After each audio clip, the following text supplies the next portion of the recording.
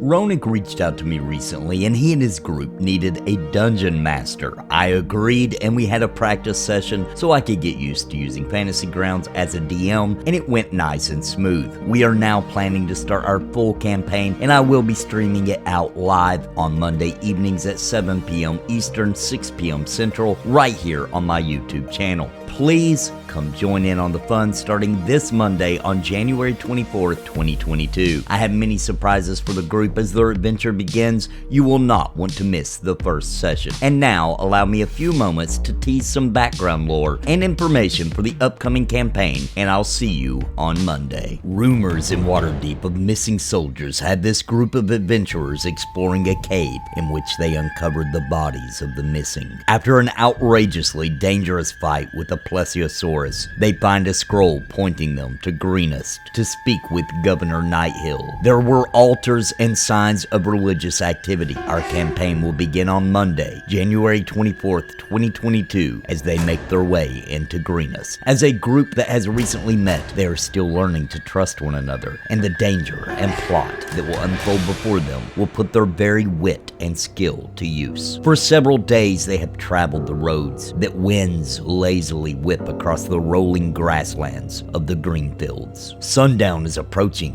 when they top the rise and see the town of Greenest, just a few short miles away. But instead of a pleasant, welcoming town that they had expected, something sinister is lurking. Join us on Monday at 6 p.m. Central, 7 p.m. Eastern as the adventure kicks off. The campaign takes place in the Sword Coast region of Dungeons & Dragons, and we will be running a modified version of the Horde of the Dragon Queen. As their dungeon master, it is my goal to create an immersive gaming experience for the viewers of the stream and for the players to roleplay and fight their way through. If you are familiar with the Horde of the Dragon Queen campaign, you will find many things have changed, and I very much enjoy when the players take things in a direction that was unintended, which sometimes creates some in-the-moment improv to pull off. This is a highly engaged group and will be highly entertaining of a campaign. I've had many comments over the years that you would like to see me dungeon master a campaign, and the day is almost upon us that I can make this a reality live for you all to enjoy. Since Roenick of Pantheon Rise and Fallen fame will be joining me, it is now a recipe for the community to get to know Roenick for who he really is as a person. But I do have to point out that these streams will not involve any Pantheon reveals or information about that project. However, that doesn't mean there will not be inside jokes for the Pantheon community abound. This is an activity of relaxation and fun for Roenick, so let's make sure we aren't asking for info on Pantheon or dates or any other nonsense that he is unable to discuss on unreleased information on my live stream. I hope you will join us as the adventure kicks off on Monday. It will be an excellent time, and I am looking forward to sharing our campaign with all of you live on January 24th, 6 p.m. Central, 7 p.m. Eastern, right here on the Nathan NAPALM channel. And until next time, my friends, God bless and happy gaming. Yep, he's still going for the only person he can reach, which is Trochantor. And he's going to bite.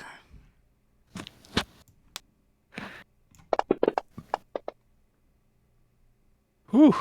Oh, look, that disadvantage was on there from the Bane. He hit. Ew. Nice. Wait, if it's 13 minus 10, how to get 6? Oh, Ooh. he bites. Ooh, he's dead. He Yeah. chomped ya. He bit He hard. chomped you good. Yeah, he got a big bite. 3d6 plus 4. I gotta Swings him. say, for that, you did pretty okay. Yeah, it could have been much worse. There, you know. Yeah, so he bites him, he swings him around in the air a bit, and he throws him on the ground. Now, Cantor's not dead; he's just unconscious Well, no, as I he have lands the 1 back in the point. sand. I have the one. If I go to 0 points, I can go to 1 point thing. Should be good. So actually, you didn't go unconscious because of that. You're barely alive, but it hurt you bad, bleeding there on the sand. He threw me or no? He just took a bite and that's it. Yeah, he took a bite. I mean, he slung you, but it's soft sand. I mean, you didn't take any damage from the fall. He slung you around up in the air when he bit you and tossed you down. Oh man, did you guys see that? I'm going to see that he's now sparkling, and I'm going to be like, a clear shot. I can do this. And I'm going to run, I think I only run 25 feet, so I'm going to run up to here. Okay. And then I'm going to pop one in his other eye. All right. Try to, with advantage. Hit. Yes, never And mind. then I'm gonna roll a separate d6 because it shouldn't have the modifier on it. So the total damage is actually 15. 15. 15. So, All right, hang on. Let me so add you have 5. to add 5 more Yep. wound. Yeah. Gotcha. Got it. And it's up to you whether or not Yeah. I actually hit the eye. Yeah, that's a good point. Let me roll for that. Actually, you roll for it. Roll a dexterity, I would assume. Oh, yeah. Yeah, so you hit his other eye, so it pops that eye. Let me see here. He is now a blind creature, and no, he does not recoil. He tries to recoil, but whoever does the next action does it too quickly for him to actually pull back. But he is blind, so he is now at complete disadvantage of -2. Okay. Where were you like 30 seconds ago? I'm gonna just get in front of Lenora, and I'm gonna target him again, and I'm gonna cast Dissonant Whispers. Ooh, distant Wait. whispers. So we're just attacking all of his senses, right? Yeah. I'm attacking him emotionally. He takes 6 psychic damage, and he runs away. But as he runs away, you suddenly go back to his childhood, and every awful thing he ever felt about himself, every cutting word by the other giant sea serpents, every moment that he felt small and unseen just starts to scream at him, and it's like his own voice is screaming the thoughts that he hates about himself at him over and over and over again. And he feels small, he feels unloved, he feels unworthy, and it just eats at his own personal sense of self.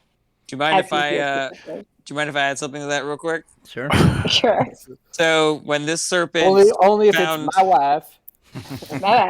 this serpent, when he found this treasure to guard, he showed his dad, and his dad was like, "Your brother's treasure is bigger." All right, so He starts having a full-on serpent panic attack. That was very Rick and Morty. That whole thing was very Rick and Morty. yeah, he is extremely upset. He turns, he flees back towards the waterfall. He's making mournful wells of screech sounds as he goes back towards the treasure. Yeah,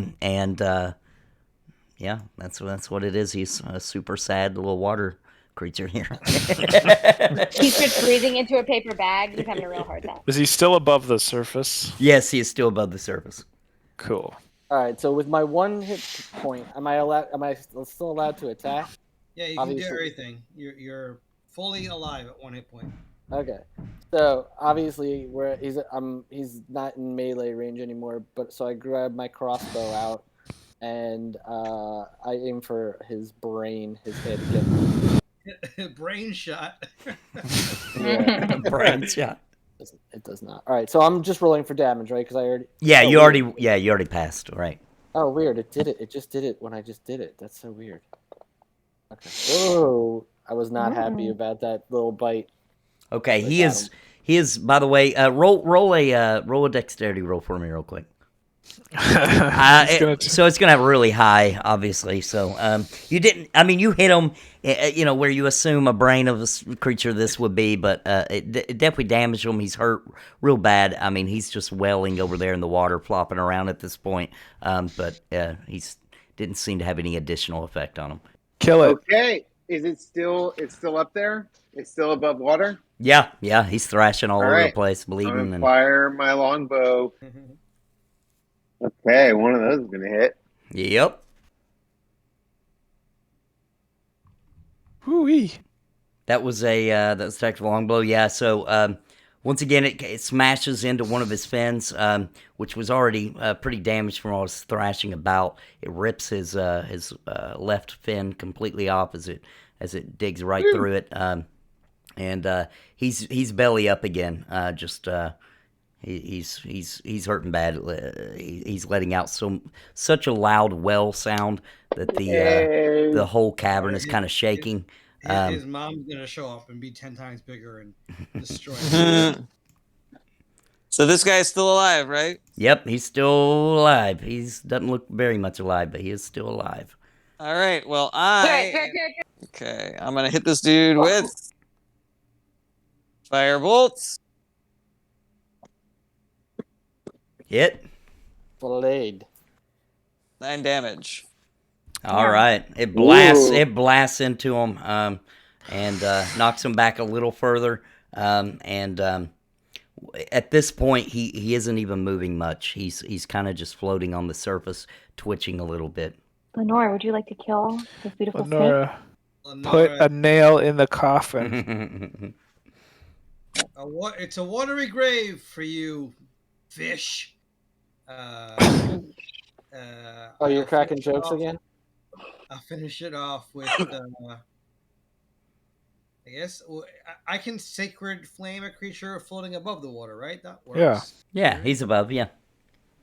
Holy Okay, flame. I'm clicking on just advantage. I see only the word advantage lit up. This should work in theory. He failed, I guess, his saving throw. Yep. So he takes just the full brunt of this.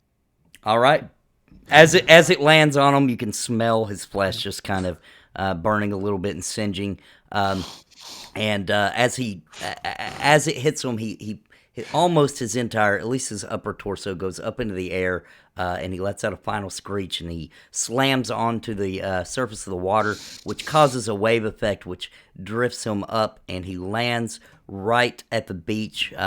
He lets out a couple of loud huffs from his snout and snarls a bit, and then you see his neck begin to contort, and his body in the back lifts up out of the water and pushes forward, which slings him up further onto the beach, and out of his mouth spews, I don't have the graphic for it, but spews out a body onto the ground.